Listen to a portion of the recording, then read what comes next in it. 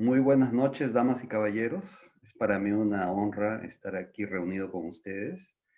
Primeramente deseo agradecer a Veracqua y a Tecnoaqua por la invitación que me hicieron extensivo para poder participar de este taller, que como ustedes saben se titula Oxígeno y Aireación. Permítame ahora compartir la pantalla del curso y también voy a apagar mi cámara para no distraerlos a ustedes. Muy bien.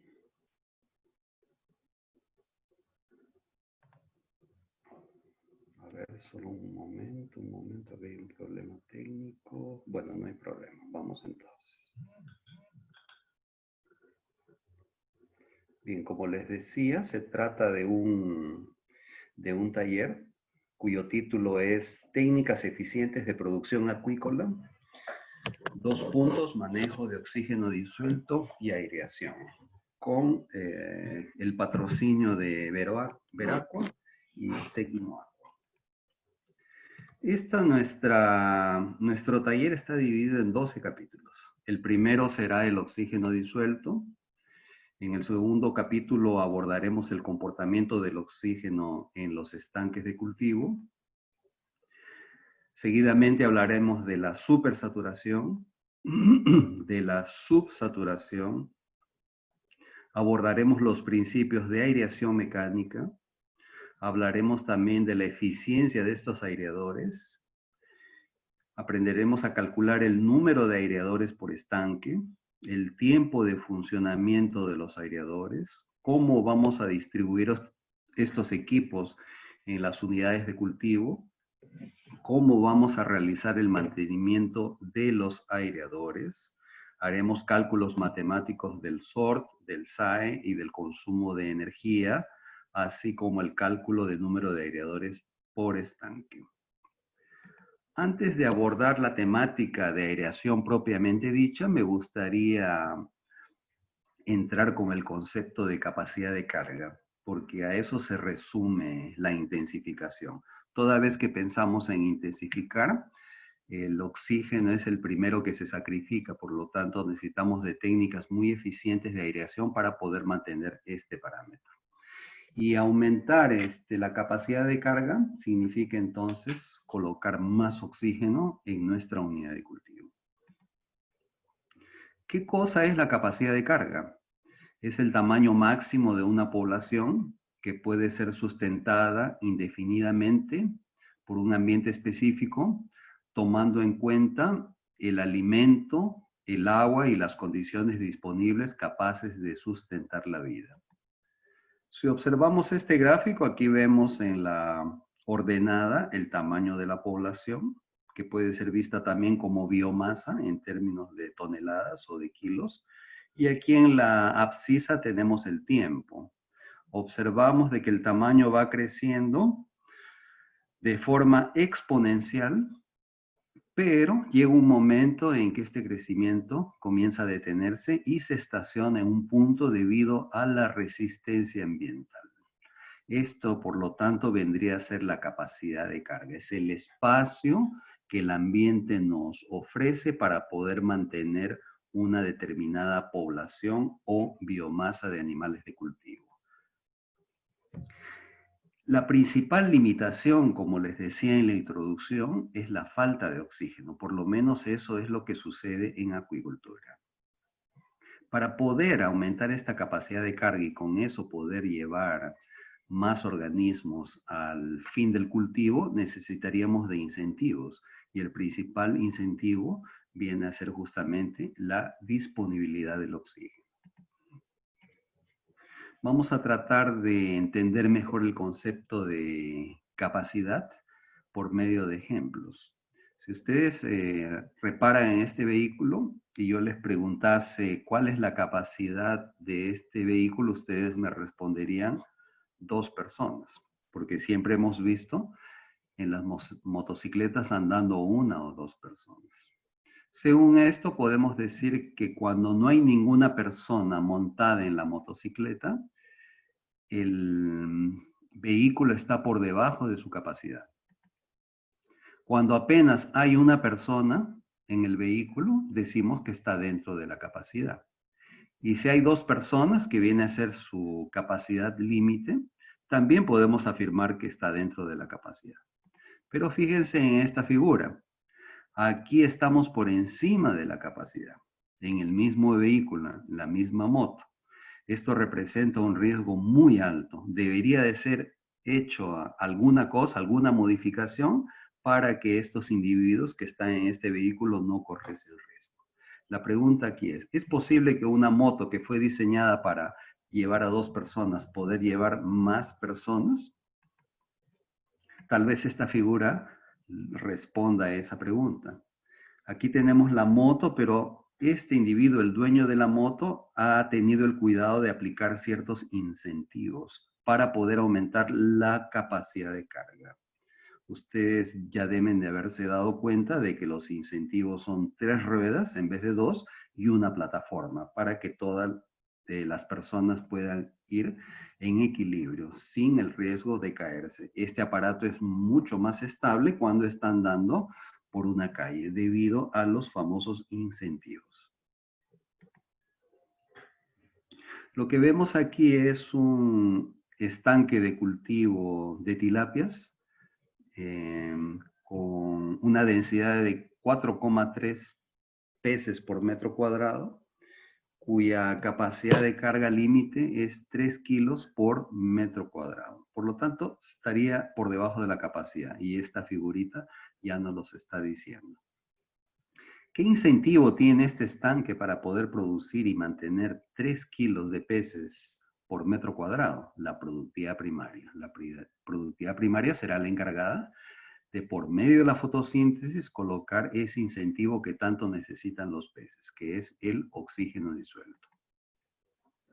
En esta otra imagen se trata de un cultivo semi-intensivo de tilapias en Paraná, el sur del Brasil. La densidad aquí fue proyectada para 12 peces por metro cuadrado. Y la biomasa, la capacidad que este tanque tiene es de 8 kilos por metro cuadrado. Observen de que ya nos estamos aproximando a la capacidad de carga del vehículo. ¿Y qué incentivo tenemos? La aireación, tal como ustedes lo pueden ver en esta imagen. También existen los cultivos superintensivos, en que se aplica mucha más aireación para poder mantener densidades más altas y biomasas más altas, como es el caso de este ejemplo en que el emprendimiento logra mantener 13 kilos de peces por metro cuadrado. Nuevamente el incentivo pasa a ser la aireación. En los cultivos superintensivos de tilapias con biofloc como Israel, es posible producir 25 kilogramos de peces por metro cúbico. ¿Qué incentivos tenemos aquí? Nuevamente la aireación.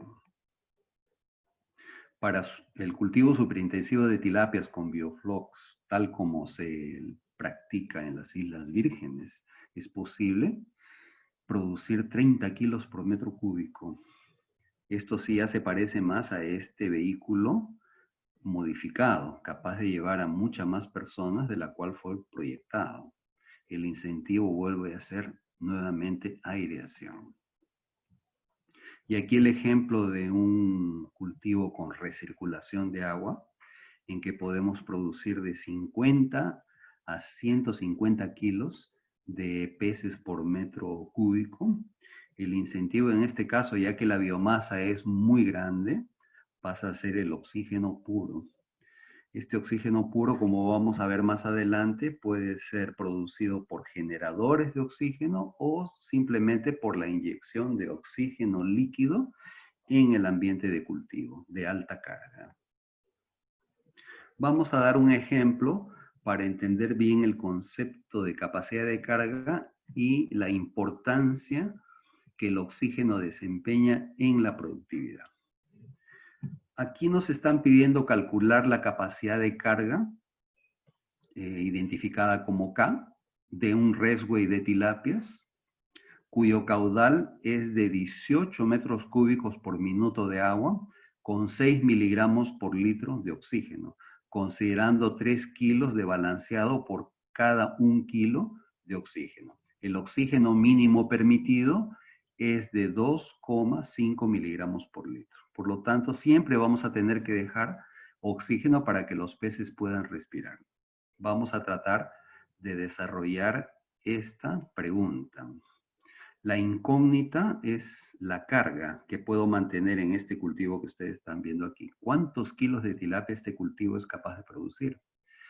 Teniendo como información el caudal de 18 metros cúbicos por minuto, el oxígeno del agua entra con 6 miligramos por litro.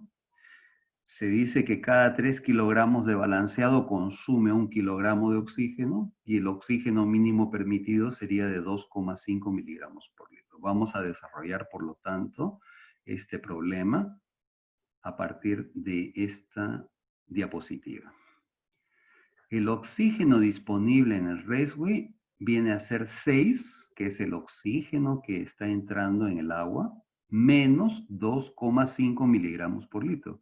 ¿Por qué tengo que restarle a 6 2,5? Porque este es el oxígeno que no puedo sacrificar. Es el oxígeno que los peces van a respirar. Por lo tanto, 6 menos 2,5 es igual a 3,5 miligramos por litro, que viene a ser lo mismo que 3,5 gramos por metro cúbico. El oxígeno disponible por día. Esto es lo que tengo de oxígeno disponible en el riesgo, que lo acabamos de calcular. Esto lo tengo que multiplicar por 18 metros cúbicos por minuto. ¿Qué cosa es este 18 metros cúbicos por minuto? Es el caudal del agua. Es la disponibilidad de agua de ese riesgo. Y esto lo multiplico por 1440 minutos que tiene cada día y luego lo multiplico por 10 a la menos 3 para transformar los gramos a kilogramos. Desarrollando esta operación tenemos 90,7 kilos de oxígeno disponibles por día. Y ahora viene el truco. Si cada 3 kilos de balanceado consumen 1 kilo de oxígeno, ¿cuánto balanceado puedo colocar por día? Aquí tengo que multiplicar el oxígeno que tengo disponible por día, que ya sabemos que es 90,7, lo multiplico por 3 kilos de balanceado. Y esto me va a dar 272,1 kilos de balanceado por día. Esta es la cantidad de alimento que el sistema puede soportar, considerando que se necesita 1 kilo de oxígeno para poder metabolizar 3 kilos de balanceado. Las tilapias, como sabemos, son alimentadas con 3% de la biomasa al día. Entonces, si 272,1 kilos, que es lo que acabo de calcular, representa el 3%, 100% será 9.072 kilos de peces. Con esto, señores, acabamos de determinar la capacidad de carga de ese raceway de peces, teniendo en cuenta esos datos que les he dado. Volvemos a nuestro gráfico. Aquí está el límite determinado por la capacidad de carga, 9.072 kilos de peces. ¿Puedo colocar más peces y puedo pretender producir más peces? Claro que sí. ¿Qué necesito hacer? Colocar subsidios, tal como vimos en el ejemplo de la motocicleta. El principal incentivo o subsidio consiste en aumentar el oxígeno y mejorar la calidad del balanceado. Para poder aumentar el oxígeno, en algunos casos ya se utiliza el oxígeno puro como principal incentivo para poder aspirar a producir biomasas bastante altas. Los balanceados también deben tener alta digestibilidad para que no apenas 3 kilos sean metabolizados por 1 kilogramo de oxígeno. Ideal sería que 4 kilos de alimento fuesen metabolizados por 1 solo kilogramo de oxígeno. Con eso se aumenta el rendimiento, pero para eso necesito que los alimentos sean altamente digestibles, dependiendo de la especie que estamos cultivando. Vamos entonces a otro ejemplo. Calcule la capacidad de carga de un resway de tilapias cuyo caudal es de 18 metros cúbicos por minuto.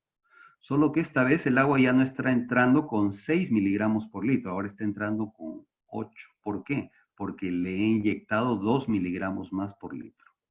Y aquí debo considerar que 4 kilos de balanceado van a ser metabolizados por 1 kilo de oxígeno. Aquí mejoré el alimento balanceado colocando 1 kilo adicional. El oxígeno mínimo permitido se mantiene en 2,5 miligramos por litro.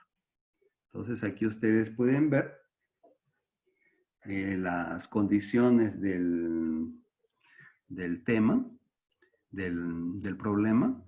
La incógnita sigue siendo la capacidad de carga. El caudal es mantenido en 18 metros cúbicos. El oxígeno ya aumentó para 8 y el balanceado también fue mejorado. Y el oxígeno mínimo permitido permanece exactamente igual.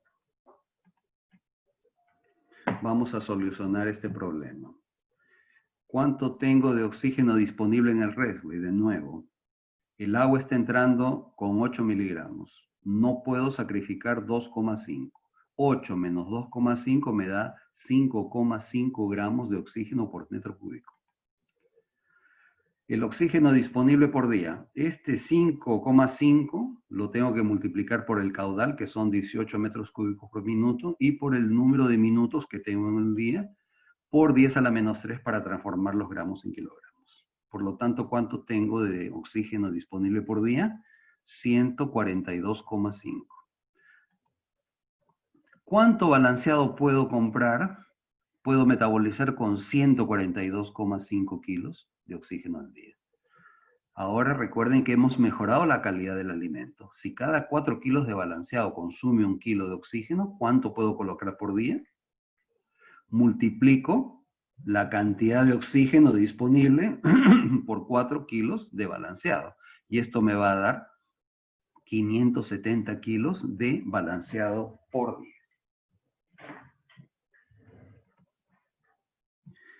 Como sabemos, las tilapias son alimentadas con 3% de la biomasa al día. Entonces, si 570 kilos de balanceado representa 3%, 100% será 19.000 kilos de peces. Por lo tanto, vean la tremenda diferencia. Anteriormente, podíamos producir prácticamente 10 toneladas de peces en ese resway, pero ahora podemos producir prácticamente el doble. ¿Debido a qué? A los incentivos. ¿Qué incentivos son estos? El oxígeno disuelto y la mejoría del alimento balanceado. Bueno, hecho este preámbulo de capacidad de carga, vamos ahora a hablar del oxígeno disuelto. El oxígeno disuelto se expresa bajo la forma de miligramos por litro. ¿Por qué miligramos por litro? Esta es una unidad de concentración. Hay un gas que fue disuelto en un líquido. El gas es el oxígeno y el líquido es el agua. ¿Cuánto de ese gas hemos disuelto en 1 litro? Eso va a depender de la cantidad de miligramos que logremos registrar en esta agua. ¿Por qué es tan importante el oxígeno? ¿Por qué todo el mundo se preocupa con el oxígeno? Es una pregunta muy pertinente. Para que nos quede claro, vamos a hacer una analogía con el ser humano. Si yo les preguntase cuántos días un ser humano puede vivir sin comer, ¿ustedes qué me responderían? ¿1 día? ¿5 días? ¿Tal vez 10 días? ¿20 días? ¿1 año? ¿Cuánto tiempo un ser humano puede resistir sin comer? Bueno, la biología nos explica, la medicina también, que raspando llega a los 30 días sin comer y después se muere. ¿Y un ser humano cuántos días resiste sin tomar agua? ¿1 semana, 2 semanas, 1 mes? El ser humano resiste apenas 3 días sin tomar agua. ¿Y un ser humano cuántos días resiste sin respirar? Días me parece que es demasiado. ¿Cuántas horas podemos quedarnos sin respirar? Observen que horas también es demasiado. La necesidad del oxígeno se reduce a una cuestión de minutos. En 3 minutos ya estamos inconscientes y con daño en el tejido cerebral. debido a la falta de oxígeno. También podemos afirmar de que el principal incentivo de la vida de los animales, de todos los seres vivos que respiran, es el oxígeno. La concentración del oxígeno en el agua es inversamente proporcional a la temperatura y a la salinidad, y directamente proporcional a la presión atmosférica. ¿Qué quiere decir esto? Que al nivel del mar tendré una mayor concentración de oxígeno en el agua. Y cuanto más salada y más caliente sea el agua, menos solubilidad el oxígeno tendrá. Con respecto a la presión, podemos ver de que a medida que vamos ganando altitud, lo que vamos perdiendo es presión barométrica. Al nivel del mar tenemos una presión de 760 milímetros de mercurio. A 2.428 metros sobre el nivel del mar, 560 milímetros de mercurio. A 3.400 metros sobre el nivel del mar, 500 milímetros de mercurio. Y así, a medida que vamos subiendo, la presión barométrica va bajando. Y esto el ser humano lo sufre en la propia carne cuando sube a las montañas.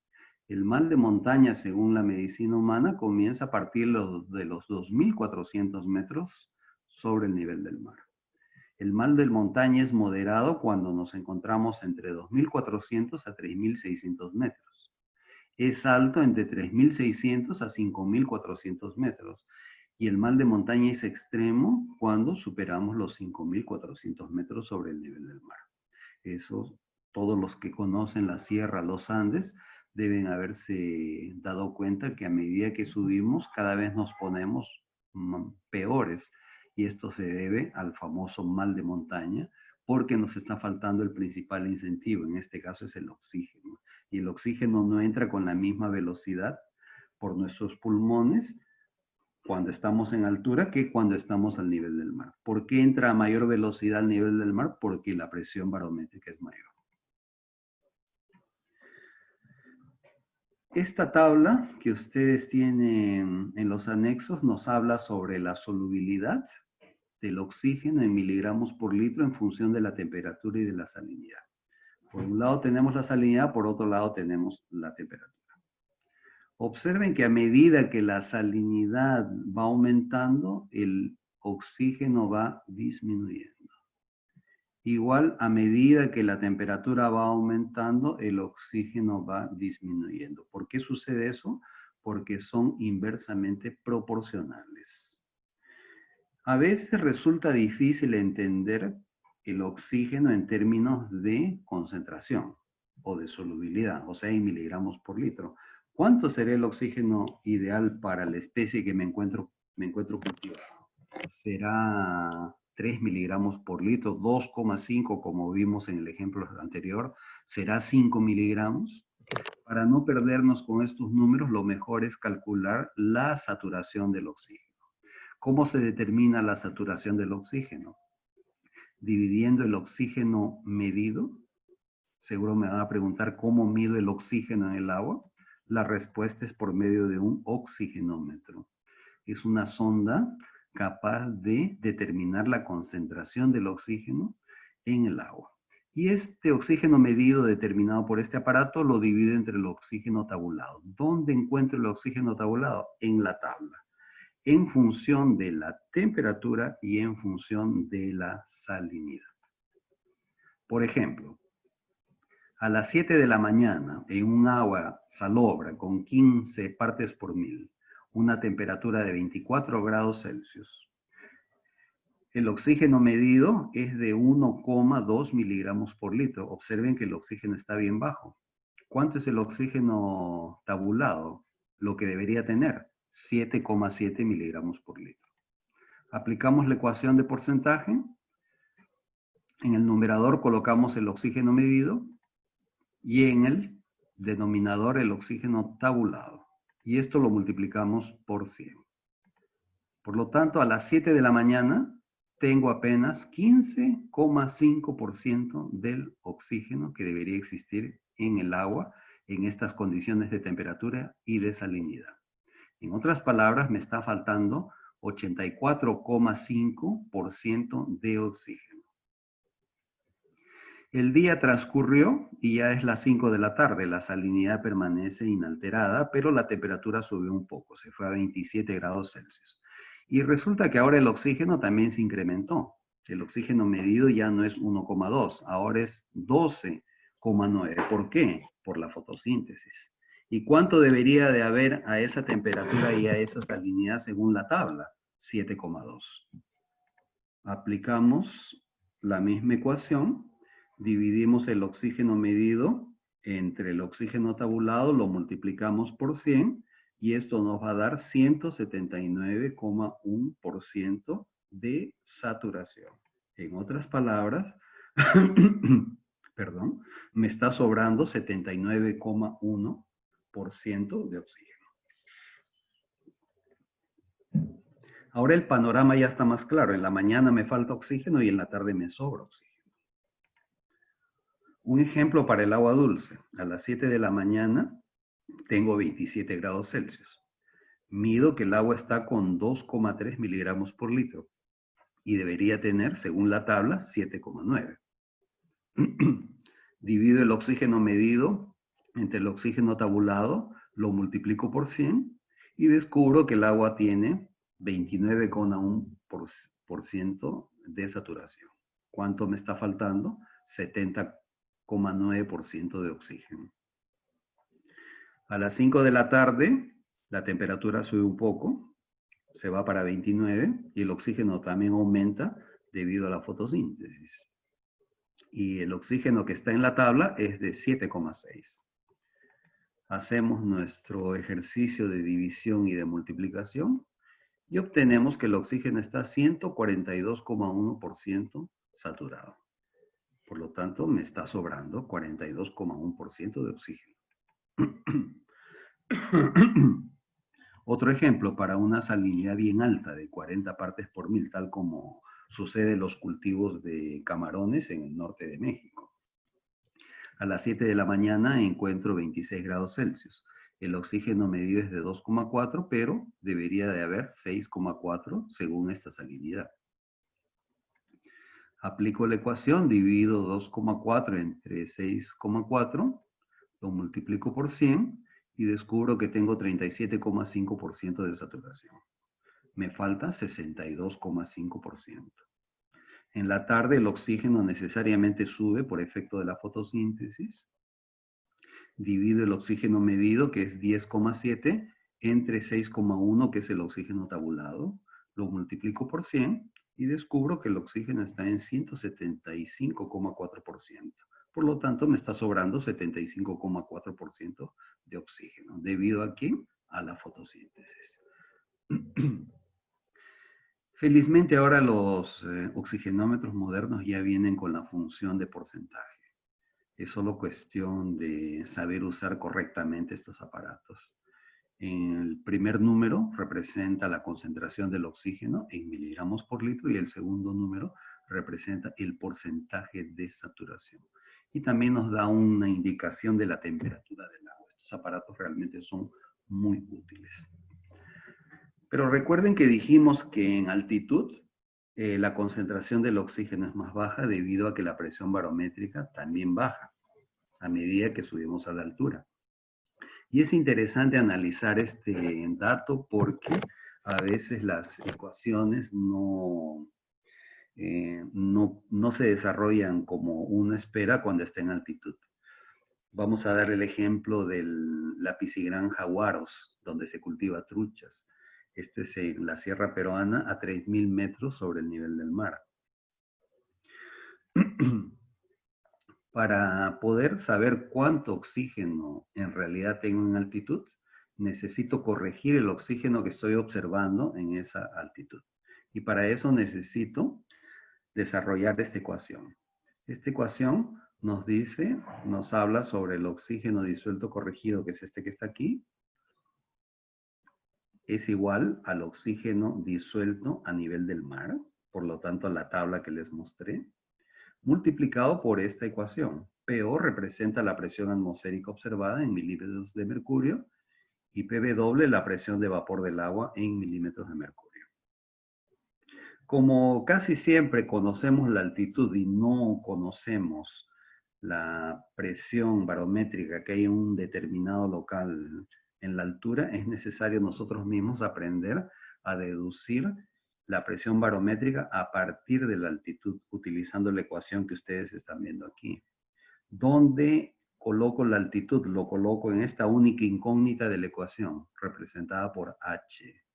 La presión barométrica viene a ser igual a 10 elevado a la 2,88 menos la altitud dividida por la constante 19.748,2. Y aquí tenemos una tablita sobre la presión del vapor de agua a diferentes temperaturas. Recuerden que necesitamos de esta información porque aquí nos están pidiendo la presión del vapor del agua. Y la presión del agua varía en función de la temperatura. Cuanto mayor la temperatura, mayor la presión del agua.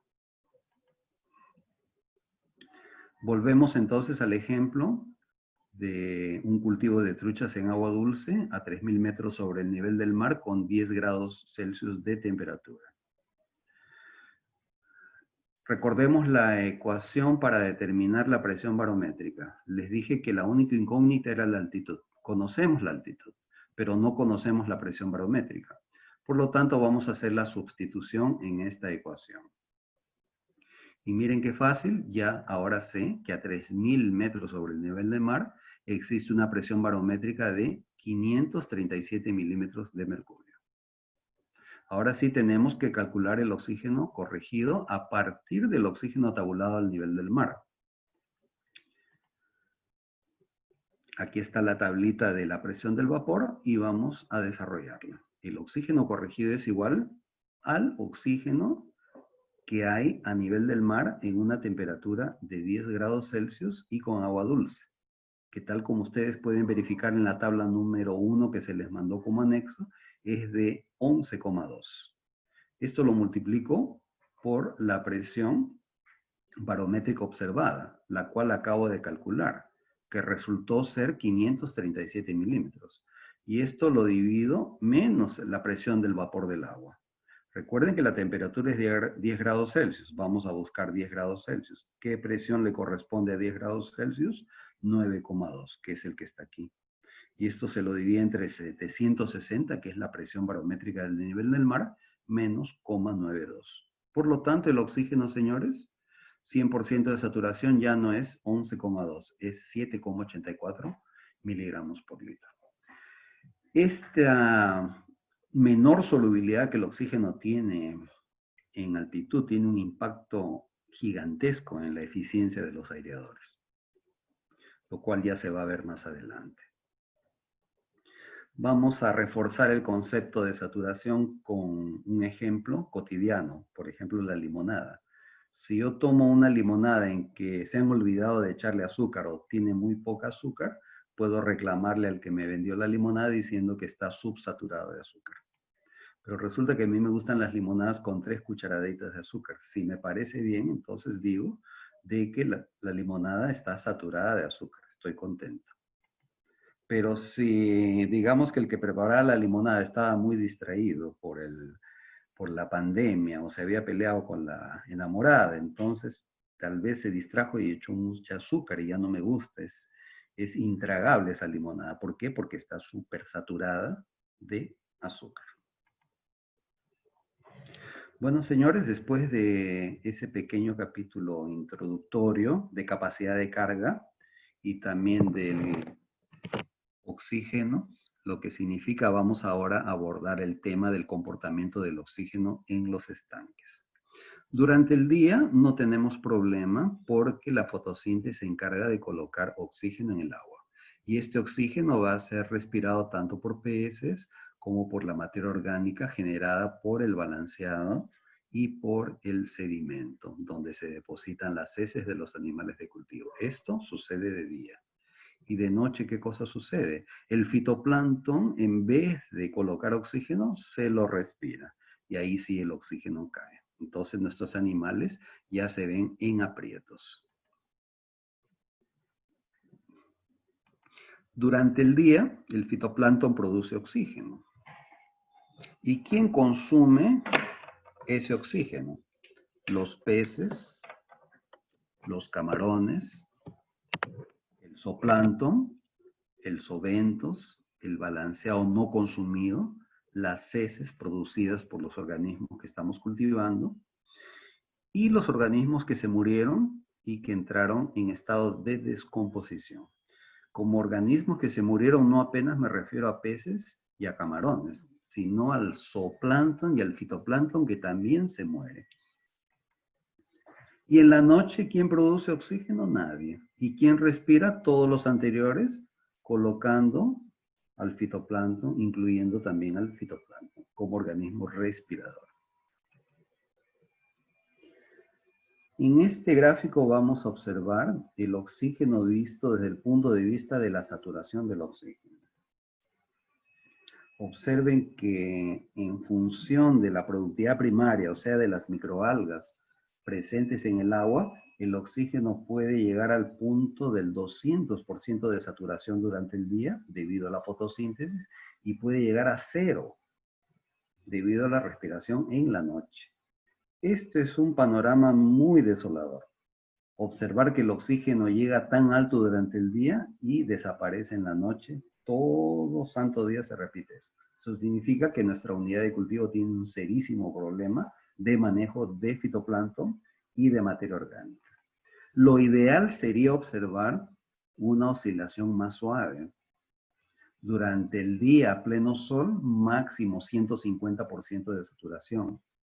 Y durante la noche, un mínimo de 50% de la saturación. Eso básicamente decide el éxito o el fracaso de nuestro cultivo. Desde el punto de vista de los organismos acuáticos, ellos prefieren un ambiente en que no haya ni mucho ni poco oxígeno.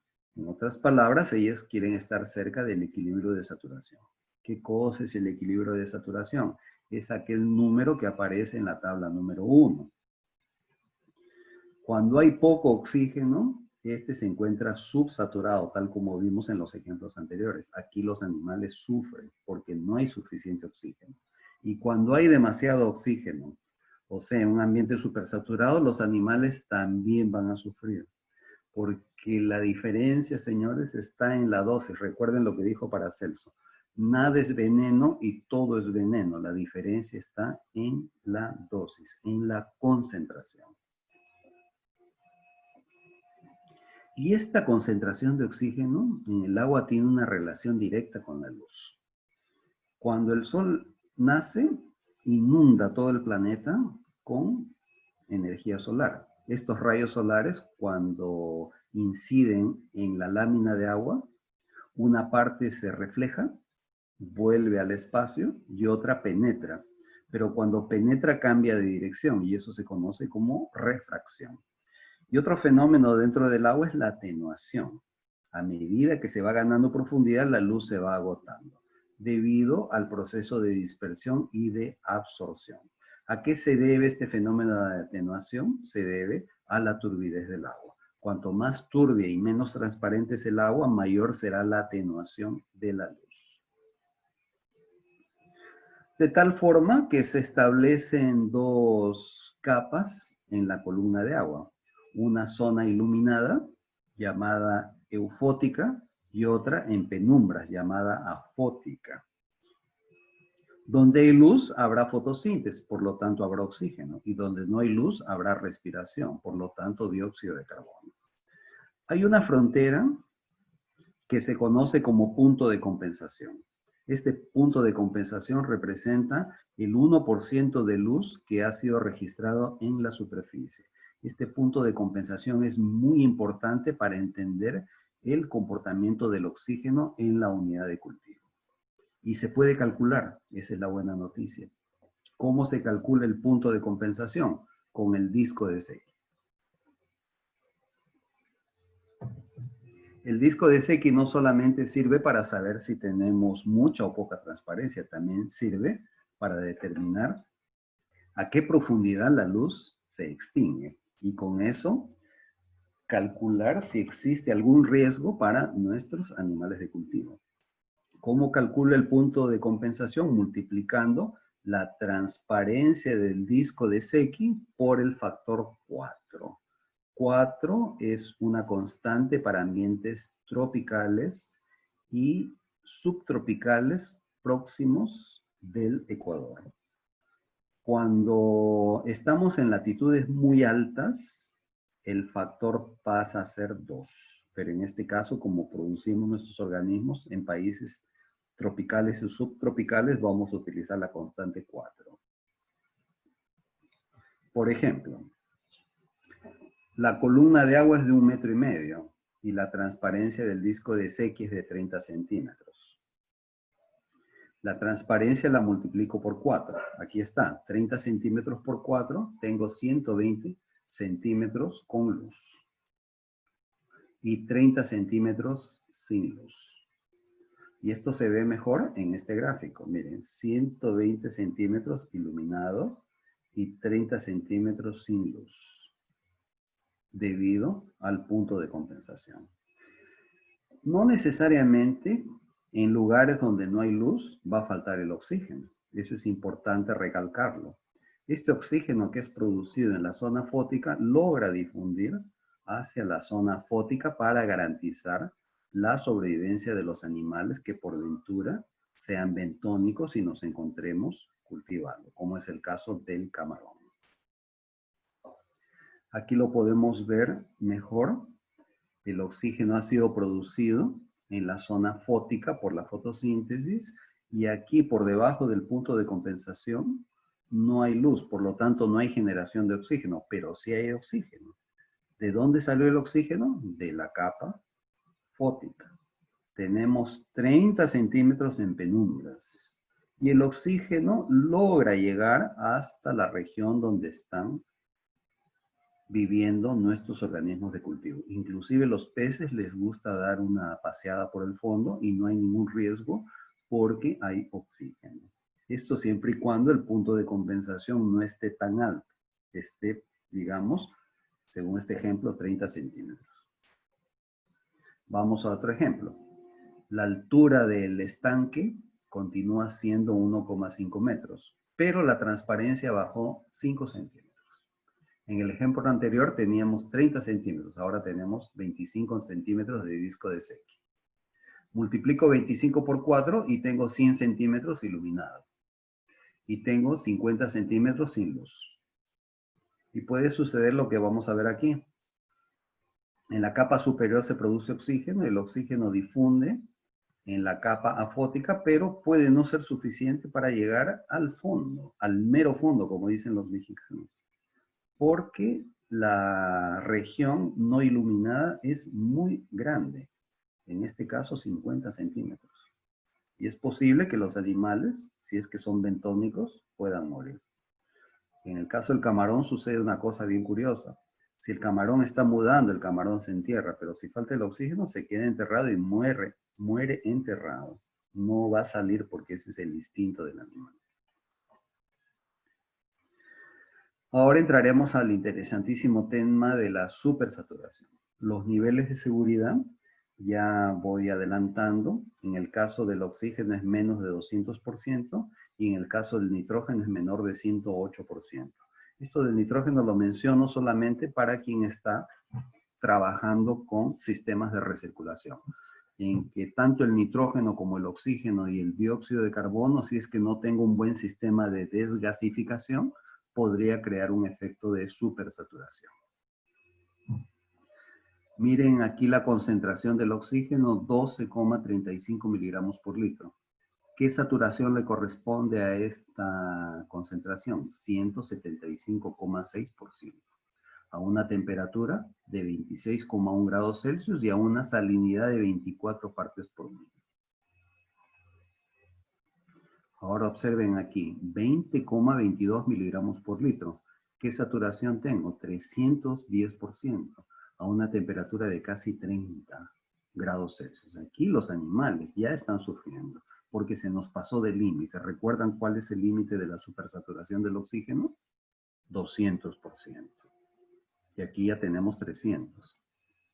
Y en este otro ejemplo, miren, ya tenemos casi 500% de saturación. Es muy probable que los animales ya se hayan muerto por la supersaturación. Pero ustedes me van a decir, pero ¿cómo es posible que el exceso de oxígeno mate a los animales? Resulta que sí los mata porque provoca la enfermedad de las burbujas. Es un fenómeno de descompresión muy interesante en la fisiología de vertebrados. A los hombres rana, a los buzos también les sucede. Cuando ellos entran al fondo del mar, tienen que soportar presiones muy altas y los gases se comprimen en los pulmones y en la sangre. Y si salen rápidamente, esos gases que estaban disueltos en la sangre simplemente comienzan a burbujear y provoca mortalidad. ¿Por qué sucede este problema de la supersaturación? Porque cada vez más estamos trabajando en ambientes eutrofizados. El oxígeno suele estar supersaturado de día y subsaturado en la noche. Hay demasiado fitoplancton en los ambientes circundantes a las granjas de cultivo. ¿Y por qué hay tanto fitoplancton? Por el fenómeno de la eutrofización. ¿Qué significa eso? Enriquecimiento de las aguas básicamente con fósforo. Demasiado fósforo es el alimento para las microalgas, sobre todo cianobacterias, y se van a encargar de reproducirse en gran cantidad, produciendo a su vez grandes cantidades de oxígeno. Las cianobacterias son un verdadero problema para cualquier cultivo, ya sea de camarones como peces. No apenas porque producen el off flavor, el famoso flavor de que los animales cambian de sabor cuando están contaminados con el geosmin, que es una sustancia producida por la cianobacteria, sino también porque puede provocar el fenómeno de la supersaturación. Las cianobacterias tienen la costumbre de formar natas, tal como ustedes pueden ver en esta imagen. Este sería para un estanque de agua dulce, forman estas natas, son bien típicas de las cianobacterias. Aquí vemos una acumulación de oscilatoria, es otra cianobacteria filamentosa. Vean esta piscina, este estanque, hasta el barro ya es de color marrón, de tanta cianobacteria que tiene esta agua. Y cuando tengo problemas de subsaturación en la noche, que ahí sí puede matar todos nuestros animales, ahora muchos productores están recurriendo al agua oxigenada para tratar de colocar oxígeno en la noche, porque el oxígeno simplemente llega a cero. Es demasiada la respiración de las cianobacterias en la noche. Aquí pueden ver los cilindros de agua oxigenada. Actualmente el Ecuador está consumiendo millones de litros de agua oxigenada. Seguramente los fabricantes se han estado preguntando por qué Ecuador compra tanta agua oxigenada. Si el agua oxigenada se utiliza apenas para desinfectar y para teñirse el pelo, ¿qué está pasando en el Ecuador? La respuesta está en las haciendas de camarón. Veamos un ejemplo de ambiente eutrofizado. 7 de la mañana, salinidad 35 partes por mil, temperatura 28 grados Celsius, oxígeno medido 0,3 miligramos por litro, oxígeno tabulado 6,4 miligramos por litro. Aplicamos nuestra ecuación, dividimos el 0,3 entre el 6,4, lo multiplicamos por 100 y mira lo que tengo de saturación, 4,7%. ¿Cuánto me está faltando? 95,3% de oxígeno. A las 5 de la tarde, la temperatura aumenta y el oxígeno también aumenta debido a la fotosíntesis. Y el oxígeno tabulado cae un poco porque aumentó la temperatura, se fue para 6,2. Hago lo mismo en términos de porcentaje. Aquí tenemos el oxígeno medido. Aquí está el oxígeno tabulado. Lo multiplicamos por 100 y miren cuánto tengo de saturación. 270,9%. ¿Cuánto me sobra? 170,9% de oxígeno. ¿Recuerdan cuánto es lo máximo de oxígeno? En términos de saturación que los animales pueden aguantar, 200%.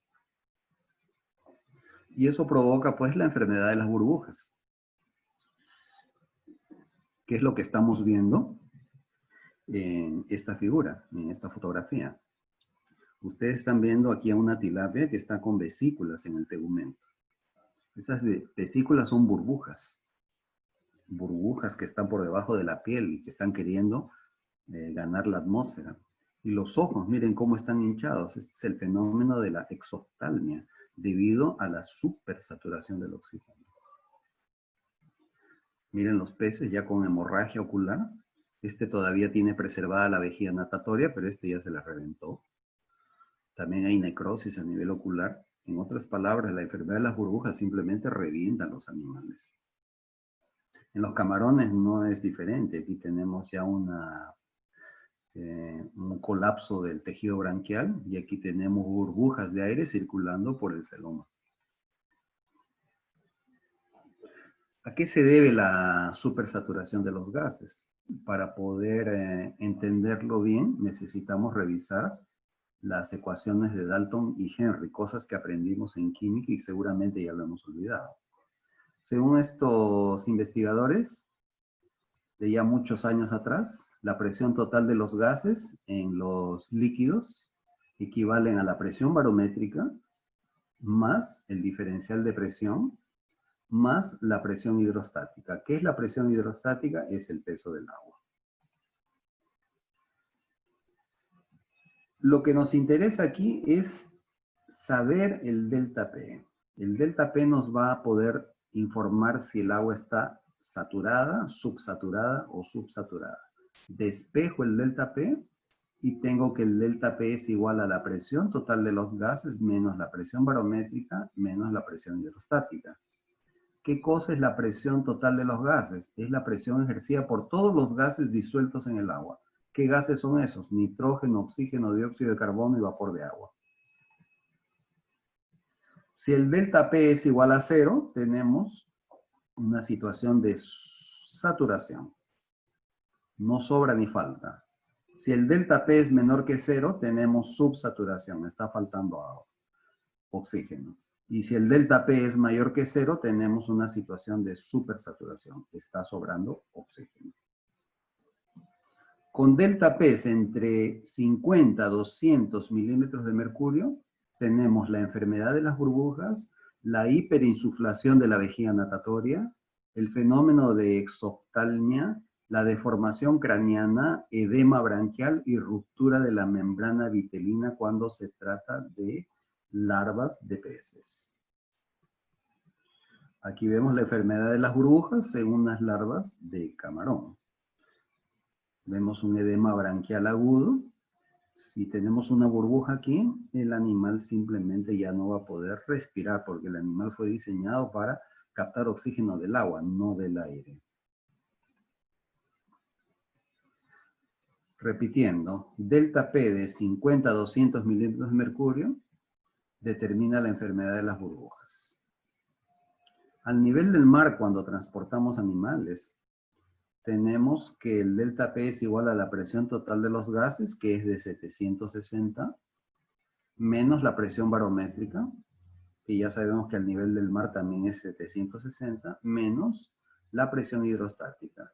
La presión hidrostática equivale a 73,4 milímetros de mercurio por metro de profundidad. Ejecutando esta ecuación, tenemos un delta P de menos 73. Observen que aquí no hay riesgo de la enfermedad de las burbujas, porque para que se manifieste la enfermedad de las burbujas, necesito delta P's que van de 50 a 200 milímetros de mercurio. Pero ¿qué pasa cuando estas cajas transportadoras van en avión? Ahí la figura cambia. La presión total de los gases del agua, como he hecho el embalaje a nivel del mar, es de 760 milímetros de mercurio. ¿Y cuánto es la presión barométrica del cargo aéreo? 600 milímetros de mercurio. La cabina es presurizada, pero no tanto, siempre dejan algo de presión. Y a esto hay que restarle la presión hidrostática, que repito es el peso del agua. Ejecutando la ecuación tenemos un delta P de 86,6. Miren que ya nos pasamos de 50. Por lo tanto, aquí los animales deben haber muerto de la enfermedad de las burbujas. Obviamente nosotros no vamos a permitir que suceda eso, porque vamos a colocar los animales en sacos plásticos muy bien amarrados para que no haya fugas de aire dentro de cajas de cartón para evitar la expansión natural de la bolsa plástica cuando baja la presión. Aquí tenemos un ejercicio. Las poslarvas de camarón que están viajando en el cargo aéreo a una presión total de los gases de 760 milímetros de mercurio sufren una descompresión abrupta cuando una de las bolsas se abre, haciendo que los animales sean expuestos a una presión barométrica de 575 milímetros de mercurio. Nos piden calcular el delta P resultante de esta descompresión. Aplicamos la ecuación y obtenemos la respuesta de 111,6 milímetros de mercurio. En otras palabras, los animales ya se murieron de descompresión por la enfermedad de las burbujas. Es lo mismo que sucede cuando compramos una botella de agua mineral con gas.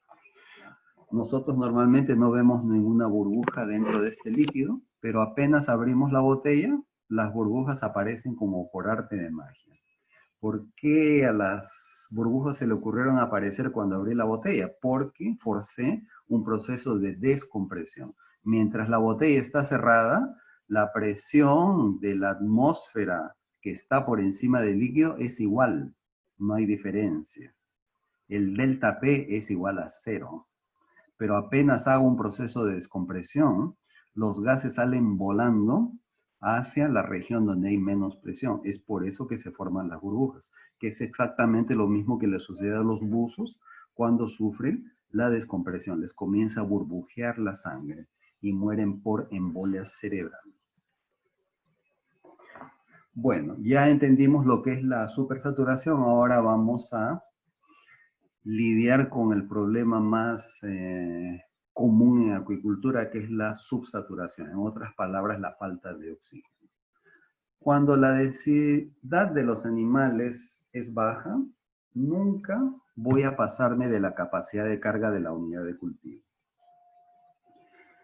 El oxígeno producido por el fitoplancton será suficiente para mantener felices a los animales de cultivos y a la materia orgánica que está en descomposición.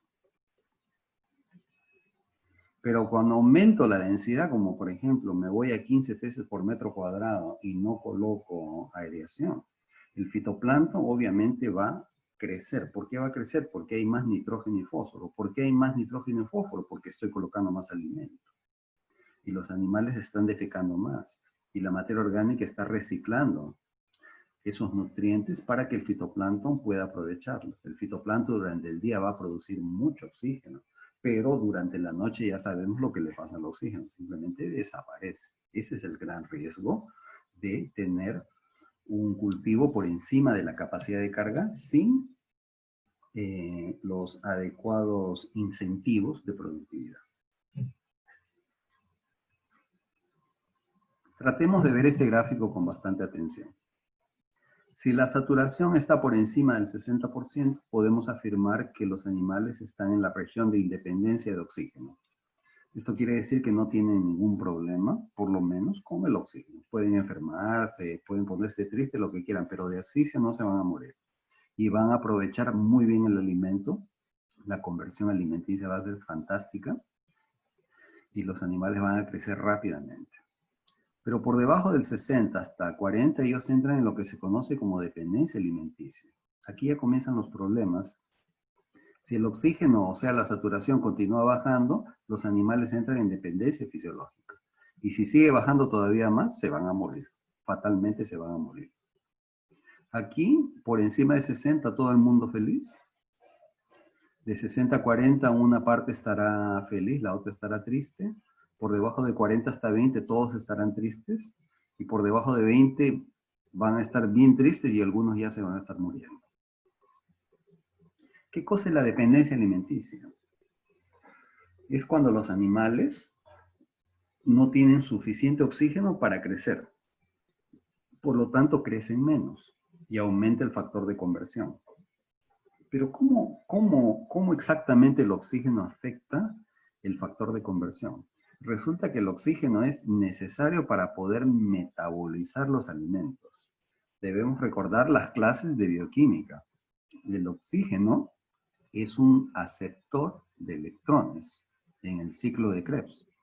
Si no hay alguien que recibe esos electrones, simplemente nos da un cortocircuito celular y nos morimos. Es por eso que tiene que haber oxígeno. Si un animal está comiendo, está captando energía por medio del metabolismo celular.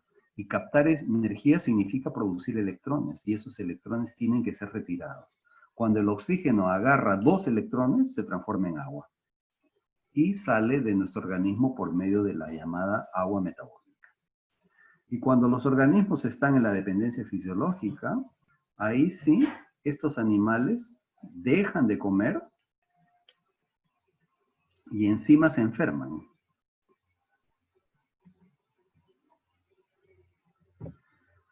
En este gráfico podemos ver claramente lo que sucede con el consumo de alimento de la especie Peneus monodon en función del oxígeno. Voy a tratar de explicar este gráfico de la mejor forma posible.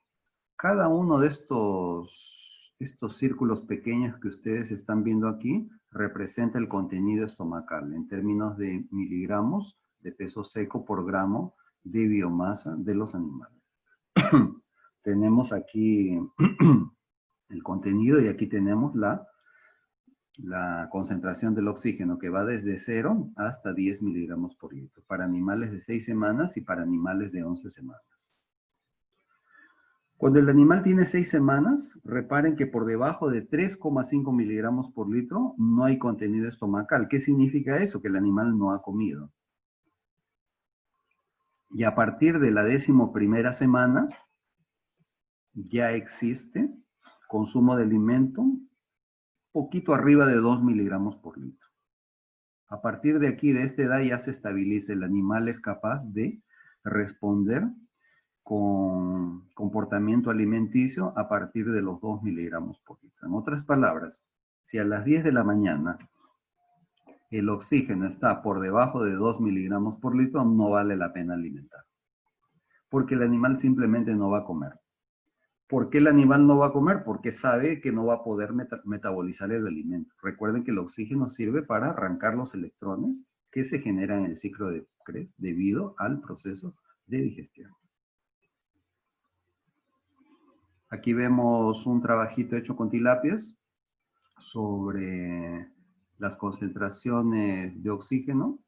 Perdón, este es para camarones, estoy confundiendo. Un trabajo muy interesante publicado en la revista Aquaculture en el año 2001. El mérito que tiene este trabajo es que fue realizado en estanques de tierra, o sea, fue hecho en el campo, no en laboratorio. Es muy fácil hacer investigación en laboratorio, difícil es hacerlo en gran escala en el campo. Aquí observamos las concentraciones mínimas permitidas del oxígeno disuelto para Lithopeneus banamei y Lithopeneus stylirostris. ¿Qué saturaciones fueron practicadas en esta investigación? 15% de saturación, 40% de saturación y 65% de la saturación. Estas vendrían a ser los tratamientos, las causas, y las respuestas vendría a ser la productividad total, la sobrevivencia separada por especies, el factor de conversión alimenticia. Solamente vamos a agarrarnos con 2 tratamientos, 40% de saturación y 65% de saturación. Y vamos a analizar estas productividades totales de ambas especies.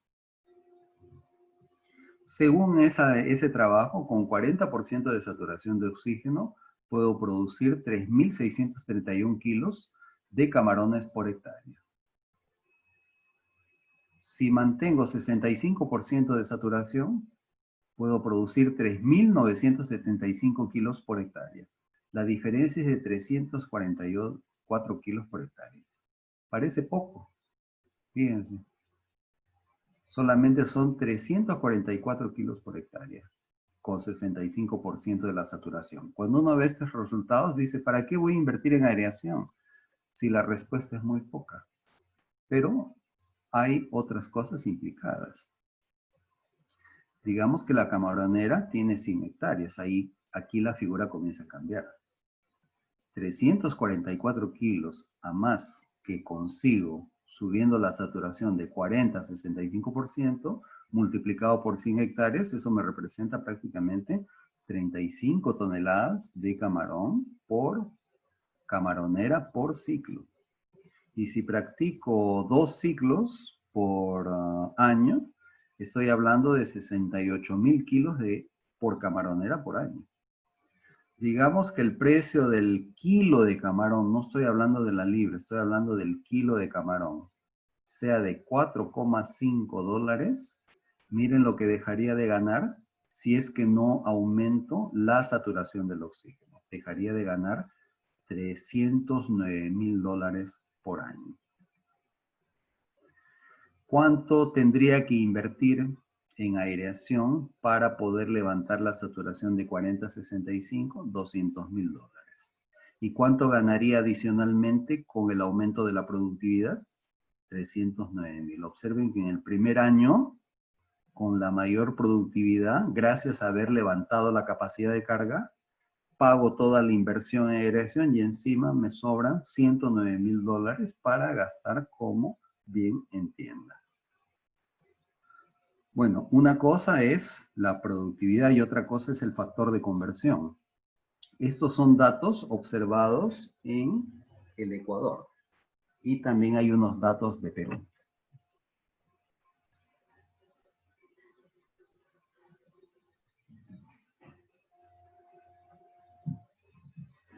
Cuando mantengo 40% de saturación, hemos dicho que según ese trabajo se logró producir en media 3,631 kilos por hectárea. En el Ecuador tenemos factores de conversión tan altos como 1,9 y tan bajos como 1,4. Hemos observado que los menores factores de conversión alimenticia se observan en camaroneras bien manejadas, en que el oxígeno no cae del 50% de la saturación en la noche. Eso explica la alta productividad. Pero el factor de conversión también tiene impacto muy fuerte en el bolsillo. Si el factor es 1,1 y la producción es esta, eso significa que para producir esto que está aquí arriba, he tenido que gastar 6,898 kilos de balanceado. Y en este otro caso, he tenido que gastar 5,565 kilos.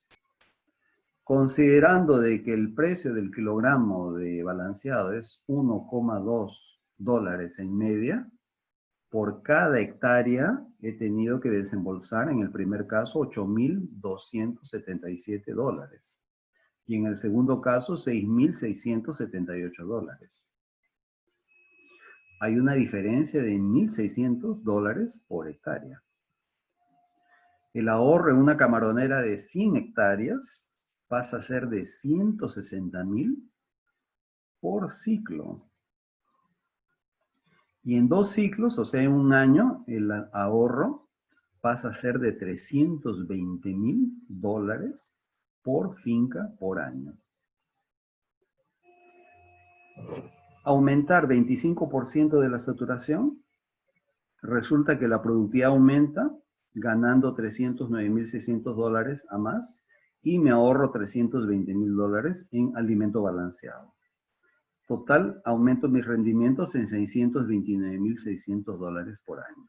Solo por este detalle, señores, de 25% de saturación de oxígeno.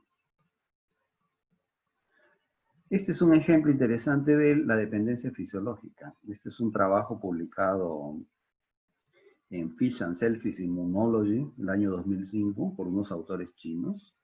Ellos hicieron el conteo total de hemocitos, de la hemolinfa de los camarones, sometidos a 4 concentraciones de oxígeno, 7,5 que está bien cerca de la saturación, 100%, animales sometidos a 5,5 miligramos por litro, animales sometidos a próximos por debajo, un poco por debajo del 50% de la saturación, 3,5 miligramos por litro, y otros en un ambiente muy subsaturado.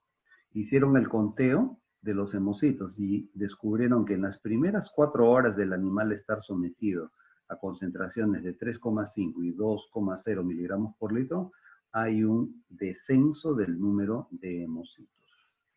¿Y esto tiene que preocuparnos?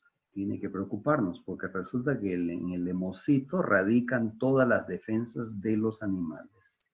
En apenas 4 horas los hemocitos caen. Esto se llama una inmunodepresión. Aquí observamos el perfil del oxígeno de un estanque con aireación completa. La línea amarilla representa el 100% de la saturación en función de la temperatura y la salinidad, que está en la tabla número 1. Y 50% de la saturación representa la mitad de lo que está en la tabla. Durante el día hay supersaturación. ¿Por qué hay supersaturación durante el día? Yo sé que ustedes han respondido debido a la fotosíntesis. Y en la noche el oxígeno cae. ¿Por qué cae el oxígeno? Porque hay respiración. ¿Y por qué no cae por debajo del 50%? Porque tengo aireación. La aireación va a evitar de que el oxígeno caiga a valores inferiores al 50% de la saturación. Miren lo que sucede con un estanque que no tiene aireación. Durante el día está subsaturado, el sol se esconde y comienza el proceso de subsaturación y a la 1:30 se pasa el límite establecido para que no entre en dependencia fisiológica el animal. Y miren, este oxígeno solo se va a recuperar a las 8:30 de la mañana debido a la fotosíntesis. ¿Cuántas horas el animal estuvo sometido a subsaturación por debajo del 50%? 7 horas. ¿Y cuántas horas necesito para que el animal deprima su sistema inmunológico? Según este gráfico, 4 horas. Reparen qué importante que es el oxígeno para el desarrollo adecuado de los animales que nos encontramos cultivando. Ya que hablamos de los hemocitos y del sistema inmunológico, no cuesta nada dar un pequeño repaso. El camarón tiene un sistema inmune natural, también conocido como innato. Los vasos sanguíneos, por ahí circula la hemolinfa. La hemolinfa está compuesta por plasma y por los famosos hemocitos. El plasma tiene reacción humoral contra los microbios y los hemocitos tienen reacción celular. Hay 3 tipos de hemocitos, los hialinos, los hemocitos de gránulos pequeños y los hemocitos de gránulos grandes. En la reacción humoral encontramos especies reactivas de oxígeno, péptidos antimicrobianos, aglutininas, factores de coagulación y moléculas del sistema de profenol oxidasa, que seguramente ya lo han escuchado en varias conferencias sobre inmunología de los camarones. Muy diferente de los vertebrados. Nosotros tenemos un sistema inmune adaptativo. Las tilapias, como es un vertebrado, también tienen un sistema inmune adaptativo. Por lo tanto, tiene células inmunocompetentes, tiene anticuerpos. Eso explica por qué las vacunas funcionan en los invertebrados, pero no funcionan en los invertebrados, como es el caso del camarón. Una microfotografía de los hemocitos, los hialinos, los de gránulo pequeño y los de gránulo grande, apenas como curiosidad. En el caso de las tilapias, un trabajo fue publicado en la revista Aquaculture Engineering en el año 2006, en que se observó el comportamiento de respuesta de la tilapia frente a la fluctuación del oxígeno. Un grupo de animales fue sometido a una situación de normoxia, lo que quiere decir que estaba próximo del 100% de la saturación, y otro grupo a 3 valores de hipoxia, 1,5 miligramos por litro, 0,8 miligramos por litro y 0,3 miligramos por litro. Lo que ustedes están viendo aquí representada por estas barras es la frecuencia ventilatoria. La frecuencia ventilatoria se mide contando el número de aberturas y de cierre de las branquias por minuto. Eso se hace con sistemas de cámaras ultra rápidas y sistemas computarizados para poder contarlo. ¿Qué se observa? Que el animal hiperventila cuando está en menor concentración de oxígeno. Es algo muy fácil de entender. Cuando nosotros vamos a la sierra también hiperventilamos. Cuando hacemos ejercicio, hiperventilamos. ¿Por qué hiperventilamos? Porque necesitamos más oxígeno para poder permanecer vivos. Lo mismo sucede con nuestros animales de cultivo, damas y caballeros. Esto ya es la simulación computadorizada. La curva azul representa la frecuencia ventilatoria y la de color rosado representa el oxígeno disuelto. Apenas el oxígeno disuelto cae, el animal comienza a hiperventilar y sigue hiperventilando hasta que el oxígeno se recupere. Una vez que el oxígeno se recupera, entonces la hiperventilación cesa. Obviamente, ¿en qué periodo del día el animal va a hiperventilar? ¿En el día o en la noche? ¿Qué opinan ustedes, señores? Yo sé que han respondido durante la noche. Los animales hiperventilan durante la noche. ¿Y es bueno que hiperventilen? Es bueno para que no se mueran, pero es malo para nuestro bolsillo porque va a gastar más energía tratando de no morirse y va a tener menos energía para el crecimiento. Este otro trabajo sí fue hecho para tilapias, publicada en la revista Aquaculture el año 2008, que nos habla sobre la relación que tiene la concentración del oxígeno con la ingesta del alimento. Miren qué cosa tan interesante. Los animales fueron sometidos a alta concentración, según los autores 5,5 miligramos por litro de una alta concentración de oxígeno, y una baja concentración, según ellos, 3 miligramos por litro. Y esta es la ingesta de alimento. En la mañana en que la temperatura es un poco más baja, no hubo diferencias. Mejor dicho, sí hubo diferencias con la tarde, porque en la tarde sí hay más temperatura. Y si observamos el consumo de alimento entre alto oxígeno y bajo oxígeno, se encuentran diferencias significativas. Esto que está aquí es diferente estadísticamente de esto que está aquí. Debido al oxígeno. ¿Qué le pasa a un animal que se alimenta menos? Va a crecer menos. Y si le falta completamente el oxígeno, ¿qué le va a pasar? Se va a morir. Otro trabajito, también para tilapias que son aclimatadas a salinidad. Ustedes saben que un tiempo las tilapias se estuvo cultivando en agua salobra cuando llegó el virus de la mancha blanca. Esto es lo que sucedió en Ecuador, en gran escala. No había nada que hacer con la mancha blanca. No se podía cultivar camarón porque simplemente se moría. Los productores se preguntaron, ¿y ahora qué hacemos con la capacidad instalada? Alguien tuvo la brillante idea de sugerir tilapia, porque la tilapia aguanta salinidad. Fantástico. Fue así como Ecuador se volvió productor de tilapia. El único problema es que el precio de mercado de la tilapia no es lo mismo que el camarón. Por lo tanto, con ajustas daba para poder pagar las cuentas del emprendimiento. Pero según este estudio, aquí tenemos la tasa de consumo de oxígeno en función de la salinidad. 0 partes por mil, 12 partes por mil, que representa el punto isosmótico de la sangre de los peces, y 25 partes por mil, en que el animal ya está en un medio hiperosmótico. Queda claro de que el animal consume mucho más oxígeno cuando está en 25 partes por mil. ¿Por qué el animal está consumiendo más oxígeno en esta salinidad? Para poder osmorregular. Si el animal está gastando energía osmorregulando, va a dejar de invertir esa energía en crecimiento. Por lo tanto, no sería buen negocio mantener a las tilapias en aguas demasiado salinas, porque vamos a perder dinero, el animal no va a crecer como debería. Aquí tenemos la mortalidad que sucede en los animales en función del oxígeno. Un trabajo hecho en Metapeneusensis. Los investigadores comenzaron a bajar la concentración de oxígeno y observaron los primeros animales muertos exactamente en el punto que divide el 50% de la saturación.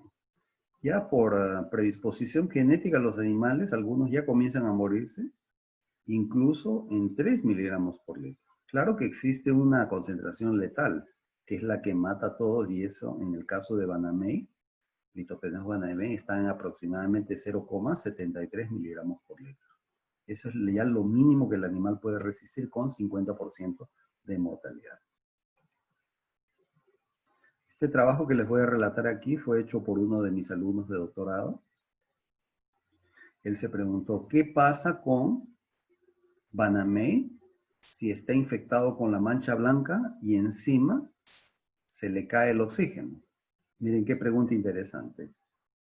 Fue publicada en el Archivo Brasilero de Medicina Veterinaria y Zootecnia en el año 2016. Y los resultados son estos que ustedes están viendo aquí. Este es el número de animales muertos observados en 3 saturaciones de oxígeno. 100% de oxígeno, 60% de oxígeno y 30% de oxígeno. Aquí queda evidente que cuanto más subsaturado está el oxígeno, mayor es la mortalidad. En otras palabras, si el animal está infectado con el virus de la mancha blanca, estar cerca del 100% de la saturación puede hacer mucha diferencia en términos de sobrevivencia. Trabajo realmente muy importante que quería darles a conocer en este taller. Acá hay otro trabajo hecho también con camarones, esta vez de la especie Stylirostris, en que se relaciona la muda con el impacto de la temperatura y del oxígeno. Vamos simplemente a centrarnos a la temperatura de 27, que es lo que estamos acostumbrados a ver en las unidades de cultivo. Aquí tenemos los estadios de muda. B representa la posmuda tardía, está aquí. Tenemos C, representa la intermuda, está aquí. Tenemos D0, que representa la premuda temprana, está aquí. D1, la premuda intermedia, y D2, la premuda tardía. Esto que ustedes están viendo aquí es el porcentaje de mortalidad a una temperatura de 27 grados Celsius. Miren que ni necesito explicar el gráfico. El animal es altamente refractario a morirse cuando no está mudando. Esto es cuando está sometido a concentraciones de 1 a 2 miligramos por litro. Se me olvidó ese detalle. Estos animales están en un ambiente hipóxico. Hay poco oxígeno, es una situación de hipoxia. Y el experimento fue hecho con juveniles de 9 a 10 gramos. Repitiendo, cuando los animales están en la intermuda, son altamente resistentes a los bajones de oxígeno, pero si están mudando, están fritos, habrá una mortalidad muy grande. Solo para recordar, aquí tenemos una lámina que salió publicada en este trabajo para poder identificar en qué estadio de muda se encuentran nuestros camarones. Es una guía bien interesante, basta cortar un pedacito de telson de los animales para poder realizar la observación de la muda. Recapitulando, señores, los rangos de saturación adecuados para la producción de organismos acuáticos. Nuestros animales van a vivir felices de 50 a 200% de saturación. Por debajo de 50 y por encima de 200%, los animales van a sufrir. ¿Qué podríamos hacer en una situación de baja concentración de oxígeno? Recambio o aireación. ¿Y qué podríamos hacer en una situación de exceso de saturación? Lo mismo, recambio y aireación. Algunos van a decir, pero ¿por qué voy a prender los aireadores? Si prendo el aireador, ¿el oxígeno no subiría todavía más? La respuesta es no. Y ustedes lo van a entender mejor con el capítulo que vamos a tratar el día de mañana, en que vamos a entrar ya de lleno a la aireación mecánica. Ustedes van a entender que la aireación es muy diferente de la oxigenación. Son conceptos diferentes. Entonces, señores, permítanme volver aquí a... Bueno. Ok, señores, entonces esto es todo por hoy día. Mañana nos vemos a la misma hora y en el mismo canal. y formulen sus preguntas, por favor, que al final me van a llegar la lista de preguntas y todas ellas van a ser respondidas en el transcurso de estos días.